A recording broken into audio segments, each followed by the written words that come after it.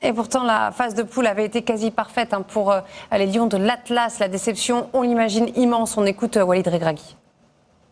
Oui, bien sûr. On est très déçus parce qu'on était venu avec l'ambition de la gagner. Sortir aussitôt dans le tournoi, c'était pas prévu, mais comme on a dit, cette coupe, elle est vraiment difficile. Beaucoup de surprises. On était prévenus. On a fait des erreurs qui ne nous ressemblent pas, mais j'assume la responsabilité aujourd'hui des choix, de tout ce qui s'est passé aujourd'hui. Voilà, on va réfléchir, on va bien penser à ce qu'on n'a pas bien fait pour corriger, pour revenir plus fort. C'est un groupe où il y a beaucoup aussi de jeunes qui vont apprendre de cette compétition. On ne peut pas se permettre de louper autant de situations. Le penalty, ça arrive, c'est le football. Achraf nous aurait permis peut-être de revenir dans le match, mais après, à l'arrivée, quand on regarde les situations à la fin, comme on a lâché, c'est pas à l'image de notre équipe. Donc voilà, félicitations à l'Afrique du Sud. Et nous, on va rentrer et on va bien réfléchir à l'avenir. Justement, ça sera quoi l'avenir pour cette équipe, pour vous? Vous projetez déjà sur les prochaines échéances? Non, mais je l'avais dit. J'avais dit que de toute façon, voilà, le Maroc se devait d'aller en demi-finale. Donc je m'asseoir avec mon président, on va bien discuter. Et moi, en tout cas, je me cache jamais. Prendre nos responsabilités, en tout cas la mienne. Aujourd'hui, j'ai échoué, donc voilà, il faut assumer. Merci beaucoup, Walid. Une déclaration très très forte de Walid Regragui. C'était sa première Coupe d'Afrique des Nations. C'est vrai qu'il avait annoncé d'entrée ce qu'il avait envie de réaliser, surtout après la fin de la Coupe du Monde avec cette demi-finale. Ces mots sont très forts aujourd'hui. J'aime surtout la lucidité qu'il a après un match comme ça où on peut être habité de beaucoup de déceptions et de dire ces mots-là, de les employer, je trouve que c'est fort. Ça veut dire que c'est un entraîneur qui se remet en question. Il sait qu'aujourd'hui, ça n'a pas marché parce que le Maroc était attendu. Et maintenant, il doit travailler. Pour moi, il y a une continuité. Il faut qu'il continue. C'est toujours l'homme de la situation, Pour moi, évidemment. c'est l'homme de la situation. C'est l'homme de la situation. Il ne faut pas changer. Il y a un groupe de joueurs qui sont là. C'est des jeunes joueurs. Maintenant, ils vont apprendre. Ils ont vécu une expérience extraordinaire au Qatar. Maintenant, il y a un échec. Mais pour moi, il faut rester dans la continuité parce que cet entraîneur-là, qui se remet autant en question, je trouve qu'il reste l'homme de la situation et de par ce qu'il a montré aussi et de par ce qu'il a fait pour cette équipe du Maroc, il mérite de continuer. L'Afrique du Sud qui est en quart de finale de la Coupe d'Afrique des Nations. On rappelle que 21 joueurs évoluant en Afrique, 20 évoluant dans le championnat local, 10 joueurs des Sundowns. L'Afrique du Sud qui a mis du coup les bons moyens pour faire avancer son championnat et on le voit aujourd'hui, ça paye. Elle est entrée dans cette compétition avec l'ambition de prouver qu'elle peut tenir tête aux grandes équipes et elle l'a prouvé aujourd'hui face au Maroc. L'Afrique du Sud qui finalement a endormi les Marocains, un jeu de passe. Et d'un coup, cette passe tranchante de Zouane pour lancer Magbopa. Oui, parce qu'on se disait que cette équipe sud-africaine savait aussi utiliser le ballon. Elle était capable de réaliser des séquences comme ça. Quand on monte pas sur le porteur du ballon, où on voit il y a un seul joueur marocain qui fait le pressing. Et puis derrière, on ne se dit pas que ça va... On a un contre-temps parce qu'on voit très bien que là, sur ce pressing, on sort quand même en retard. On sort quand le joueur a reçu le ballon. Et puis, on libère les espaces. Et on voit très bien que Zouane et Mokoena, cette combinaison entre les trois, et on va trouver Zouane qui va servir Magbopa, qui est couvert par Mazraoui en bas. Et ben, du coup, c'est très compliqué de défendre parce que lorsque vous avez un central qui est obligé de sortir et que l'autre était déjà sorti, ben, il n'y a pas de couverture dans le dos et ça crée énormément d'espace. Première fois dans cette CAN que le Maroc est mené, mais le Maroc va avoir l'occasion de revenir. 81e minute, la frappe à bout portant dans la surface d'El Kaabi. Bon, c'est malheureux, c'est un geste malheureux, mais c'est un geste naturel, je pense. Mais là, pour moi, il y a pénalty. Hakimi prend ses responsabilités, héros du 8e de finale il y a 2 ans avec son coup franc, et il loupe. Bah, il loupe parce que je crois qu'il essaye vraiment de viser en dessous de la barre. On sait très bien que cette zone-là, c'est très difficile d'aller trouver. Si vous ne frappez pas bien dans le ballon, le risque est de voir le ballon monter et malheureusement pour le Maroc, Hakimi qui loupe ce pénalty. La CAN des rebondissements et c'est pas terminé. On entre dans le temps additionnel. Le Maroc va se retrouver à 10 contre 11 après un face-à-face aux abords de la surface. La faute, elle est réelle et puis je pense même que l'arbitre revient dessus. C'est un rouge direct de Amrabat. Et sur le coup franc qui suit, Mokoena va enterrer définitivement les espoirs des Marocains. Un coup franc de zinzin.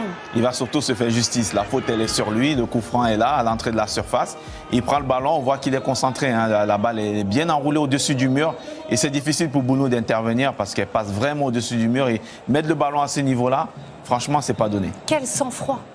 Ben surtout à l'image de son équipe, à l'image un peu de cette équipe, cette solidarité sud-africaine. On en a parlé en avant-match, on avait dit qu'attention à cette équipe qui était capable de piquer au bon moment, qui avait des fulgurances. Elle a montré ce soir qu'elle était capable de bouger une équipe comme le Maroc. Et pourtant, c'est le Maroc qui était le mieux entré dans cette rencontre. Les occasions se sont enchaînées dès le début du match. Alors, on disait que pour le Maroc, c'était difficile de marquer des buts et qu'il fallait peut-être un vrai avant-centre. On a vu que ça a manqué, ce tueur devant les buts, parce que les situations ils se sont créées. On voit notamment sur ce centre d'Ounahi. Je pense qu'Abdé, il doit arriver beaucoup plus vite. Il doit passer devant son défenseur et il ne le fait pas. On a vu pas mal de séquences de la part des Marocains qui ont bien débuté ce match, notamment là aussi. On voit, même si voilà, c'est difficile d'aller intervenir là. Mais ce Maroc-là, j'ai trouvé un manque de solutions parfois, un manque de créativité, beaucoup de fautes, de justesse. Là, notamment sur cette action où je crois qu'Abdé, il ne doit pas revenir, Adli, pardon, il ne doit pas revenir sur son pied gauche. Il doit aller sur le pied droit, essayer d'aller fixer William. Mais il fait un choix bizarre, surprenant. Et voilà, même là aussi, ils ont trouvé des zones d'accélération avec Hakimi. Le centre là, il est bon, mais on voit qu'il manque encore de la présence et de ce réel vraiment attaquant capable d'aller chasser des ballons. Mais oui, après derrière, il y a une équipe qui a fait le dos rond, qui a su résister, qui n'a pas pris de but et quand il fallait piquer, ils ont réussi à le faire. L'Afrique du Sud qui est peu à peu revenue, profitant effectivement des imprécisions marocaines pour vite se projeter et qui a proposé aussi un vrai défi physique aux Marocains. Ils ne les ont pas lâchés. Ben, un peu comme on disait, Vanessa, dans l'avant-match, on avait vu ce match contre la RDC où le Maroc s'était fait bouger, notamment sur le plan physique. On a vu que ce milieu sud-africain a résisté, a beaucoup couru. On a vu Mokoela qui a été l'homme de ce match, mais il a été partout, à l'image un peu de son équipe. Ils ont empêché ces Marocains de trouver des zones d'accélération, mais le Maroc, par sa qualité aussi technique, a réussi à les trouver. Mais j'ai dit, il leur manquait effectivement cette justesse technique et cette finition qui a fait défaut. Il fallait être réaliste aujourd'hui, il fallait être patient et réaliste. On a vu que l'Afrique du Sud a été patiente et à la fin, c'est elle qui a été réaliste. Et petit à petit, le Maroc aussi, surtout, a reculé. Oui, parce qu'il y a un défi physique qui s'est fait imposer. Et puis, ils avaient aussi la crainte, parce qu'on sait que quand on va chercher haut, on laisse énormément d'espace dans le dos. Quand on voit les attaquants sud-africains qui vont, pour la plupart, à 100 000 devant. Amin Adli, il a eu aussi ce ballon entre les pieds. On l'a vu tout à l'heure, il aurait pu permettre au Maroc de mener. On le disait, le genre d'occasion qu'on regrette. Finalement, pas pragmatique. Non, je pense que Ziyech, dans ce match, a énormément manqué à cette équipe du Maroc. Il leur manquait bien sûr un créateur, il leur manquait un leader offensif. Et on voit que c'est des jeunes joueurs, que ce soit Adli, Ounahi, tout ça, c'est des jeunes joueurs. Il leur manque encore de la bouteille, de l'expérience. Et c'est où on voit quand même que l'absence de Ziyech, ou même de Boufal, qui aurait pu rentrer et apporter un plus, a énormément pesé dans cette équipe du Maroc. Et finalement, s'il suffisait de dire que la CAN n'est pas le mondial, c'est vraiment une compétition à part. Ben, c'est ce qu'on s'est dit depuis le début de la compétition. On s'est dit que pour le Maroc, ça devait être compliqué. On sort d'un mondial où on n'attendait pas forcément le Maroc, où ils n'avaient pas forcément la possession du ballon, où ils avaient un dispositif beaucoup plus défensif et ils essayaient de contrer. Et là, on arrive où vous êtes ultra favoris, vous allez tomber contre des équipes qui ont à cœur de gagner contre vous, qui vont mettre quelque chose en place, qui vont vous empêcher de jouer. Et ben, c'est là où il faut être plus créatif. Et on voit que ça n'a pas marché ce soir, malheureusement pour le Maroc. Et on n'est pas à l'abri. Ça continue la surprise, Vanessa, depuis le début. Il n'y a plus personne, je crois. Moi j'ai écouté, vous allez bien? Moi je suis choqué. Mais c'est quoi cette CAN? Le président de la CAF qui avait dit que ce sera la meilleure CAN de tous les temps.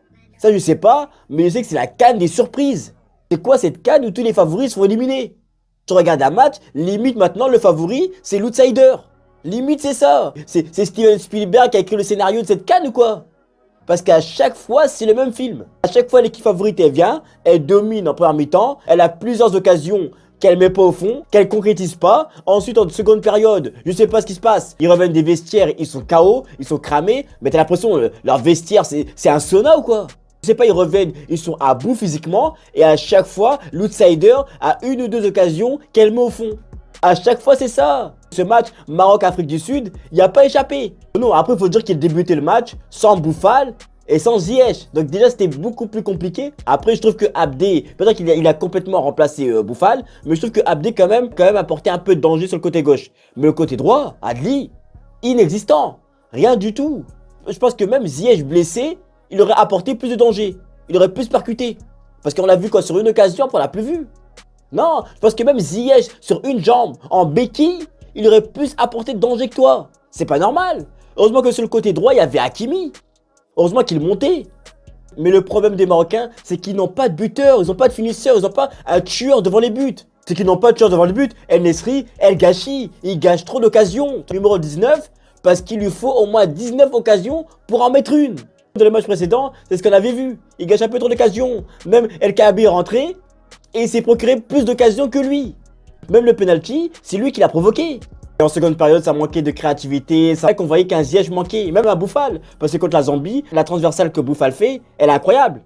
Mais on sentait aussi qu'il y avait un manque d'expérience dans ce nouveau système. Parce qu'on connaissait le Maroc qui avait un bloc bas, qui jouait en contre-attaque à la Coupe du Monde. Tout le monde a cru que ce Maroc-là allait être le même à la CAN. Alors que non, à la Coupe du Monde, ils n'étaient pas favoris, ils étaient outsiders, c'était pas eux de faire le jeu. Donc ils étaient en bloc bas, ils jouaient en contre. Alors qu'à la CAN, ils sont favoris et ils vont faire le jeu et ils vont attaquer. Donc ils doivent jouer d'une autre manière. Donc c'est pas le même Maroc parce que c'est pas le même système, c'est pas le même automatisme. Et là on voyait que oui, c'est vrai qu'ils avaient la possession, c'est vrai qu'ils se projetaient, mais en même temps, il n'y avait pas un contre-pressing agressif quand ils perdaient le ballon. Quand il n'y avait pas ces joueurs qui étaient agressifs aussi pour casser les lignes. Parce que les Sud-Africains, ils faisaient pas le jeu, mais ils jouaient sur des coups. Une passe qui casse la ligne, un dédoublement et ça allait très vite. Ça comblait pas assez les espaces et les Sud-Africains, ils arrivaient à trouver l'espace. Ils attendaient, ils arrivaient à trouver les petits espaces. Bah oui, mais ils ont connu l'apartheid. Ensuite, ils ont connu Mandela, la liberté. Ils savent attendre leur petit moment de liberté et boum, ils y vont à fond. Et c'est ce qu'ils ont fait sur leur premier but. Mais il y a eu une bonne réaction après ce premier but avec l'entrée de joueurs offensifs. Ça a poussé, ça a mis la pression sur la défense sud-africaine et ça a payé. Vu qu'après les Sud-Africains ont concédé un penalty. Ensuite après Hakimi qui le rate. Après c'est peut-être la pression. C'est aussi pendant le match il s'est donné à 100%. La fatigue aussi elle est peut-être là. On ne peut pas en vouloir à Hakimi. L'impact qu'il met, la débauche d'énergie qu'il met dans chaque match. Franchement on ne peut pas lui en vouloir à Hakimi. Après c'est vrai que s'il l'avait mis 1-1, c'est un autre match. Ça c'est vrai. C'est le football, c'est comme ça, c'est le football. Mais en première mi-temps, il y a eu tellement d'occasions. Fallait tuer le match en première mi-temps, c'est ça aussi. Tellement d'occasions. Je pense qu'après ce raté qu'il y a le contre, enfin, la passe du gardien vers le milieu de terrain sud-africain. Il a fait la faute et en plus, il met le coup franc. Fallait le mettre le coup franc quand même. Hein. Et il le met. Donc c'est le football. Hein. Des fois, le football, il peut être très beau. Ça peut être très beau, ça peut être magnifique. Et des fois, le football, il peut être très cruel. C'est comme ça. Défaite du Maroc, l'un des favoris, voire l'ultra favori. Tout le monde les attendait en demi-finale, voire en finale. Après, il manquait Ziyech. C'est vrai qu'à la Coupe du Monde aussi, ils avaient 2-3 occasions et ils les mettaient au fond. Et là, je sais pas, ils avaient beaucoup d'occasions, surtout en première mi-temps. Mais c'est comme contre le Congo, ils avaient aussi beaucoup d'occasions en première mi-temps. Et en seconde mi-temps, physiquement, ils tiennent pas. C'est peut-être la chaleur, peut-être l'impact physique. Physiquement, les joueurs marocains, ils étaient un peu à bout.